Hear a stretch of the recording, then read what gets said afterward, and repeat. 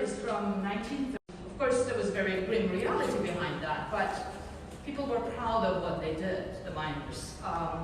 And then all the way to the 90s when Ukraine, once it became an independent state, and the whole system of production changed, and the economy started to change, not just in Ukraine, but in whole Eastern Europe. A lot of industrial areas were going through crisis, and Donbas was one of them. Donbas went deep into the crisis. A lot of coal mines closed or closed partially. People started doing illegal mining to support themselves. They went into poverty. You've seen those two photographs downstairs by Elena Grom about people living in very limited conditions of poverty there through the war, people still living there. And I want you to think of everybody who is left behind when the catastrophe comes. It's like, who didn't leave New Orleans during Katrina? There are always people who can't leave because they have a dog, because they're too old, because they don't have anybody to go, they have zero money, or they're sick. And it's the same situation in Donbas. About 3 million people left, 3 million people stayed. And they're living through what has been going on during these 8 years. Frida, one of the best-known painters and draftmasters, how do you say? She's very well known for a body of work that she created just after the Euromaidan revolution in 2013, which was called Kyiv Diary. She started it in Kyiv, but then of course it covered the events of the annexation of Crimea and then creation of the separatist republics in Donbas. This time she called it Lviv Diary because in February she immediately left Kyiv and started going west, so she stayed in Lviv at the beginning, now she's in Germany. And those daily drawings are published on Instagram. You can visit her Instagram and find these and similar, some of them relate to her well-known events like the bombarding of the theater in Mariupol, which was clearly signed children, Dzieci in Russian, or the massacre in Bucha. They often contain symbols referring to either Imperial Russia or Soviet Russia. This is also a work by one of the younger artists in the exhibition, Olia Fedorova, who is from Kyiv, and she, forgive me if my voice cracks, but that's a hard one for me. Always have animals, and there is such a huge issue of animals in the country, and saving these animals there. So she was very much involved in all of these efforts. Kharkiv was heavily shelled and bombed throughout all the spring. So she spent most of the time in the cellar, and she started writing these prayer poems. We've already selected a work, which is near the door. You will see it at the end, this beautiful landscape photograph. She's a very conceptual artist, but often goes to text or else from medium. And she's quite an exceptional poet, I have to say. The poem reads, may you choke on my soil, may you poison yourself with my air, may you drown in my waters, may you burn in my sun, may you stay restless day and night, and may you be afraid every second. That's the second that she wrote, clearly addressed to the enemy, but the following are very different. There's one addressed to about the end of the empire, and then the last one. If you go to her website and read all 9, the last one is absolutely amazing. It's addressed to God, and in it she asks for always remembering where she is from, and asks for not having nightmares throughout the rest of her life. And she escaped Kharkiv in not even a month ago. She's now in Austria, quite safe there. So there was a long time that we were waiting for this work, but it's not the work is the most important, but the life that stands behind the work, right? These don't hide any particular atrocities in terms of visual material that's not widely or hidden.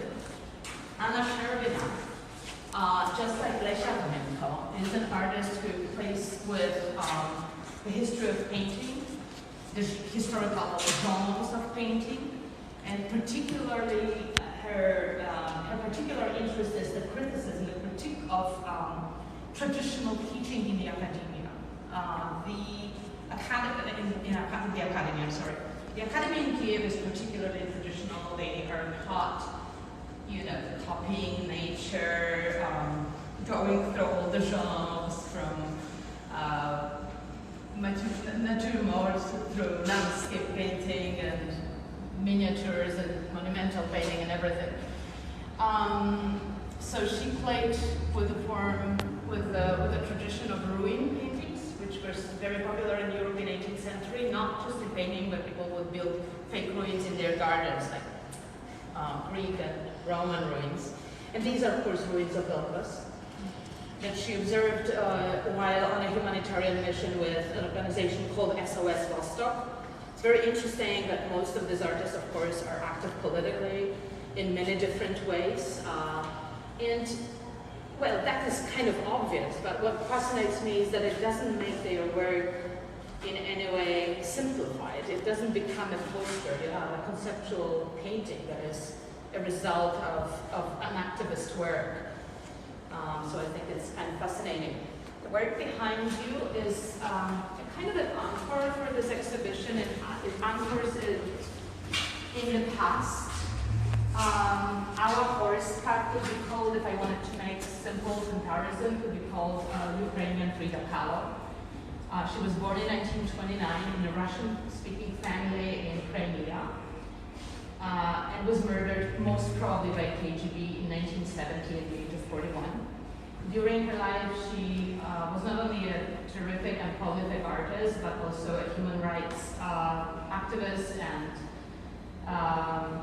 dissident,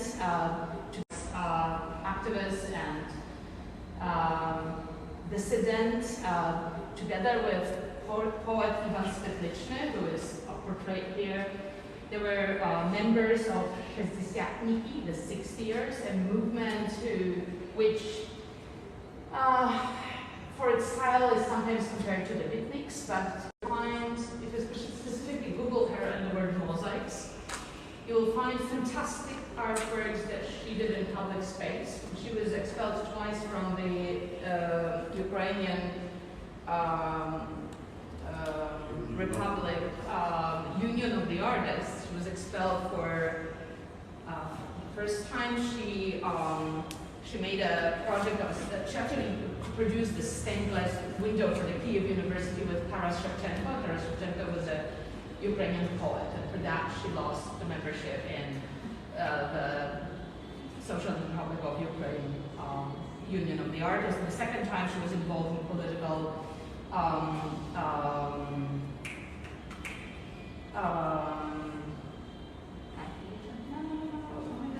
there's always one word that escapes me. Help me, processes of You always lost political, like when political activists are in front of the court. Civic stands regarding political trials. Trials, thank you. Trials is the word, very simple word.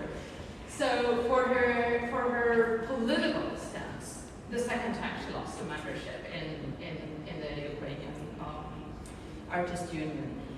And then because she couldn't get work commissions in Kyiv, you have to understand that in that system, artists only get commissions for public works, and all the exhibitions are being accepted or not by some public authorities or not private galleries, personal space. You can exhibit things in a private salon and hope that KGB will not find about it, but basically all the production is being controlled. So she, together with other artists, she created public mosaics mostly in Donbas, in Donetsk, in Mariupol, and some of them are represent the builders of communism, again, very monumental figures, for example, miners, but others really are based on folk traditions of Ukrainian art, and she managed sort of merge, well, you can think of Mexican murals basically to imagine how wonderful they are. And I don't think any of them exist right now. I think they all are wrong. I mean, you know, this wonderful paradise buried in a restaurant in Mariupol. Excuse me, I don't think it's there. Zhana Kadyrova, were titled Kalyanitsa, sends us back into the real horror of the war, where a defendant, of course, is a killer too. Once you're attacked on your own territory, it's not like supporting war effort or sending your troops to Vietnam. It's happening where your home is.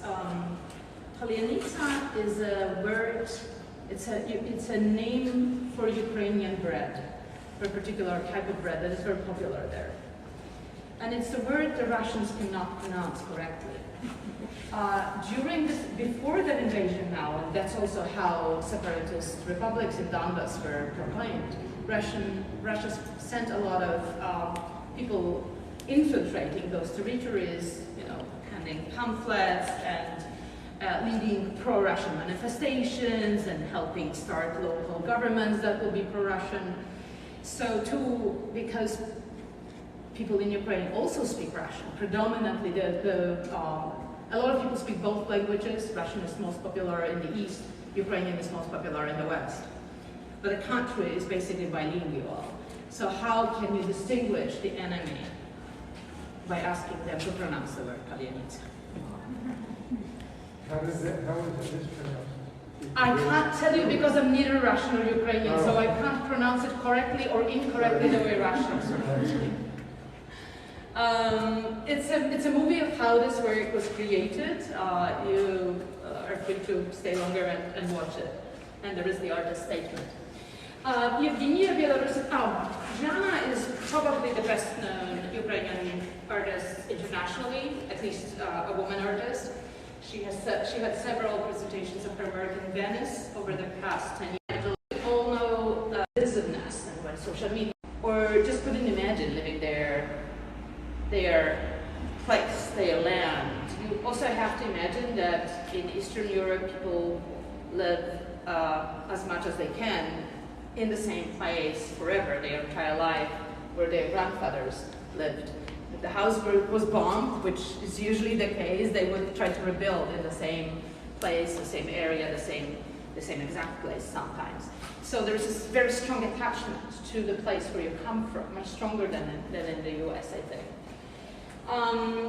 So here, these photographs specifically show women, not the whole series is focused on women, but it just so happens that a lot of women were engaged in labor organizations. This is a woman who was Beatrice through the hell of those mines, in this intense.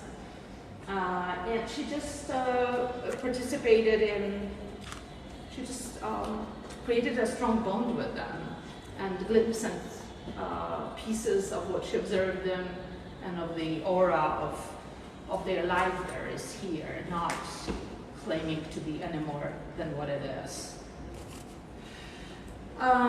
Very different set of photographs. Katerina Yermolaeva, another artist coming from Donbas. She was born in Donetsk, where she, like others, lost her home in 2015. It was a particularly traumatic moment for her. And I was just speaking about how home and place is important. So a year later, for an exhibition at Pinchuk Art Center, which is the most important institution for presenting contemporary art in Ukraine, she did a life-size installation representing the house of her grandmother and her parents, the rooms inside.